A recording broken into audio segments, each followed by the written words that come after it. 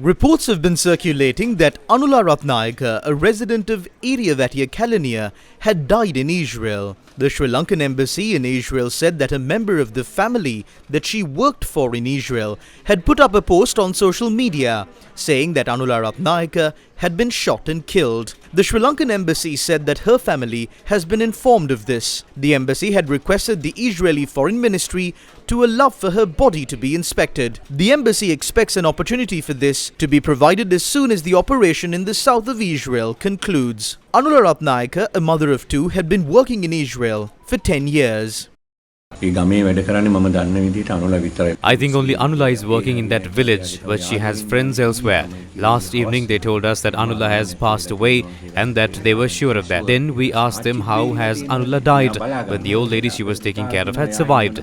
Then they told me that Hamas was abusing the old lady and Anula had come to save her and that it was then that she was shot. That is all the details that we have for now. I spoke to the old lady thereafter, but she said that she doesn't know. Anula spoke to me at about 1 p.m. on Saturday. She had sent a message to our daughter's phone at about 1:42 and said that rockets were being fired there and that they were inside of a concrete bunker inside the house. We didn't get any information about 2 p.m. on Saturday. She must be wounded and still in hiding. I want to know officially if she is still among us.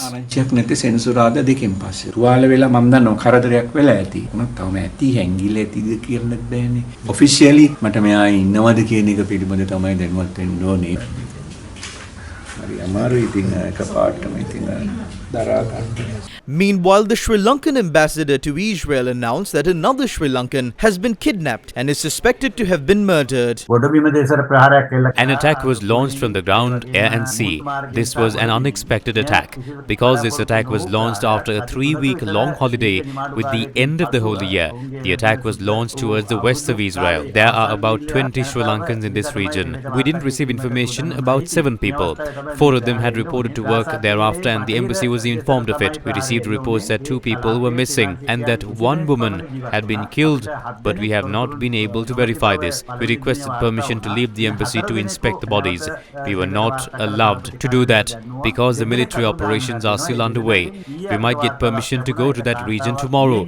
If that happens, we can confirm if the deceased woman is Sri Lankan.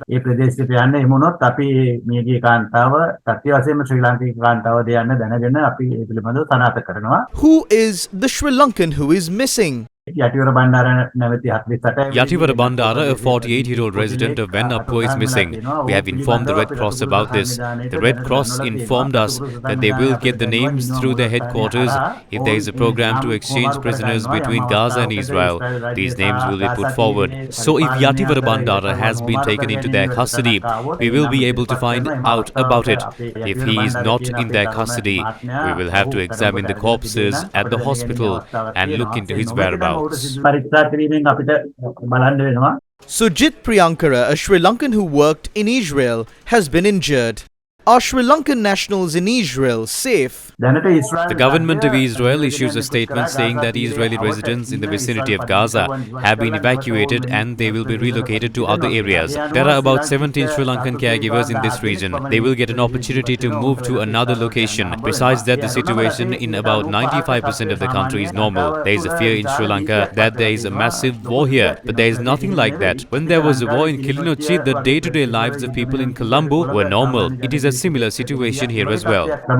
Hamas launched a strategic operation on the 7th of October and breached Israel's borders. About 1,500 people have been killed in the subsequent escalation of violence between Israel and Hamas. About 3,000 people have been injured. Thousands of residents of Gaza have been displaced due to the escalation in violence. Foreign media reported that about 73,000 Palestinians have fled their homes and are at UN refugee camps. Israel's ambassador to the UN, Gilad Erdan, said that Hamas had abducted between 100 to 150 people and are currently holding them hostage. Hamas has warned that if Israel launches an attack without warning, they will execute the hostages. Meanwhile, 5 state leaders of Western nations have issued a joint statement condemning the attack by Hamas. The statement was issued by the state leaders of the United States, Britain, France, Italy and Germany. They point out that there is no legality in the terrorist acts perpetrated by Hamas